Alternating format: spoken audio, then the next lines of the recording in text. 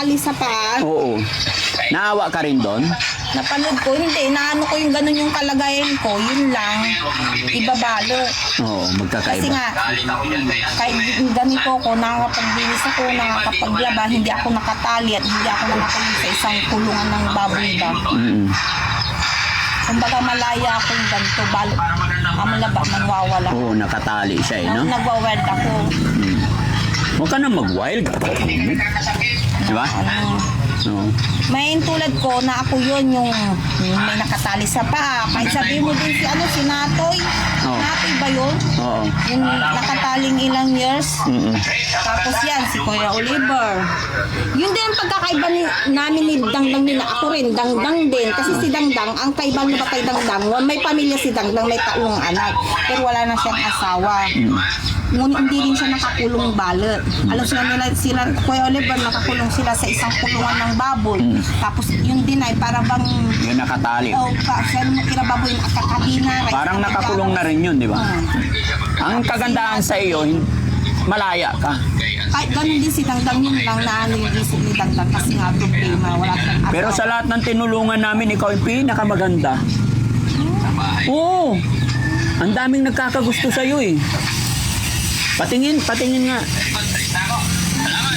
Tinida, tingin ka sa akin. Huwag na. Ikaw naman, tignan ko lang yung... Nagtataka lang ako bakit ang daming nagkakagusto sa iyo. Oo. No? Yung salamin. Ganda na. Ay, ayoko basta.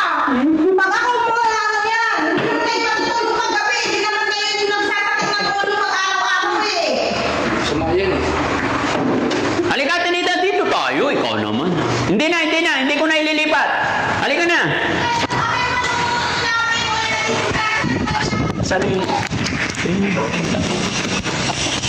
Ha?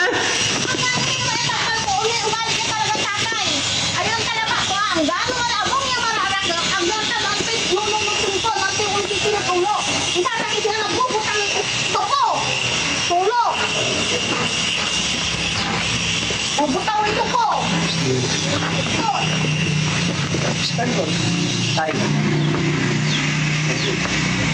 Hindi ko na ililipat, ate. Hindi kayo natutulog pag gabi dyan. Hindi naman kayo.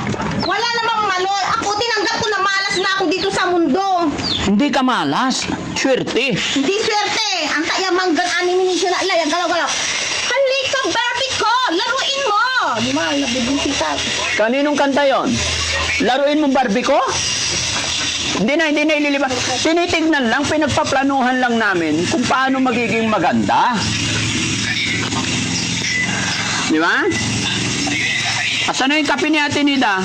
Para lumamig ang ulo. Yung kape namin. Lumalamig yung ulo ko. Ha? Lumalamig. Bakit? Palamigin natin ice cream. Tinanggap ko na nga ako na nga yung manggang animation dito. Tapos ganun pa. No. Yung ulo ko nabubutaw. Yan upo. Kanino kape yan? Sa Ate Nida. Kampay tayo, Ate Nida. Para lumamig ang ulo. Dali. Kampay tayo. Ang sarap pa naman ng timpla ni Kuya JC ng kape. Ayoko minom. Ayaw niya. Manin mo na. Inumin ko na. Inumin mo. Ano inula mo kanina, Ate Nida? Siyempre, hindi. Ay, bakit candy? Kahit may maano kami, may isa kami dyang isda, Oh. bumibili pa rin ako ng tindi. May mga dilata kami, kahit may itlog din. Ayan, yung nilagang itlog. Oh, Lang kami. punong-puno yung ano? Ayoko magluto eh. Punong- Tama na yung kanin eh. Punong-puno yung ref. Sa ulo lanti na kiking niya tuko. May pinapanood mo si Polybig? Masakit sa buto. Hindi. Kanila JJ. Ay, kila JJ. Buti pinapanood mo na. Oo. Patingin. Ay, oo. Si Kuya JJ na pasaway. Ay, ansing na pasaway, no? Pasaway itong sinanay ansing, eh.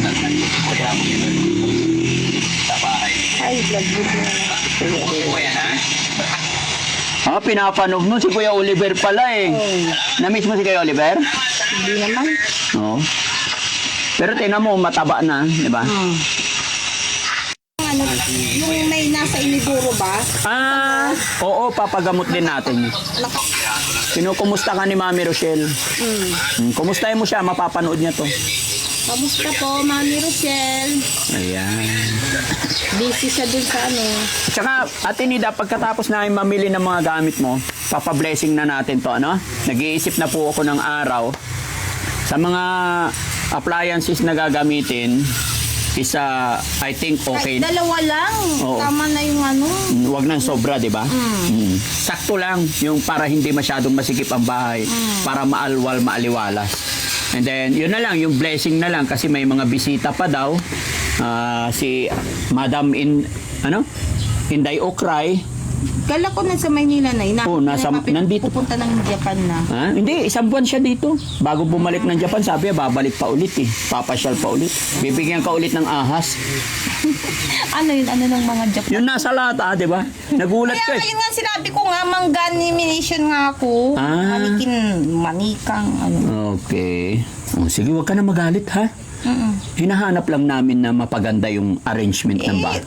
Pagtingin ko naman, pagising ko naman, nakadunglaw na ako sa bintana. Inaaris lang ni Daddy Frankie para makita natin kung saan para magkasya ba. Saka, yung ulo ko, Nainom mo ba yung gamot mo? Meron pa? alin, yung Mga gamot mo? Meron pa, niinom ko. Okay, very good. Basta Ay, sabi, isa na lang yung vitamins, yung Ah, isang banig na lang. sa vitamin, isang banig na lang. Opo, yung Okay. Anioplates. Pwede rin namang i-stop yung vitamins, hindi tuloy-tuloy. Parang sa akin kasi pag nag-vitamins ako, 1 week may vitamins and then stop. 1 week, ganun. Kasi pag tuloy-tuloy, ang lakas ko kumain. Tinan mo, lumalaki ang tiyan ko. Ako naman, lumulobo ako. Oo. Kumain ako ng vitamins. Oo. Dagdag mo pa yung mga yung Lasipin, tapos yung iba, yung Aplomax. Aplomax bata yun. Para bang lumulobo ko sa mga gamot. Oo. Nakalobo ata yung mga gamot. Hindi, yung vitamins talaga dun. Tapos epekto din yung yung pag-inom ng gamot, para bang napupunta sa iba. Pampatulog ba? Hindi, napupunta sa ibang tao din. Oo.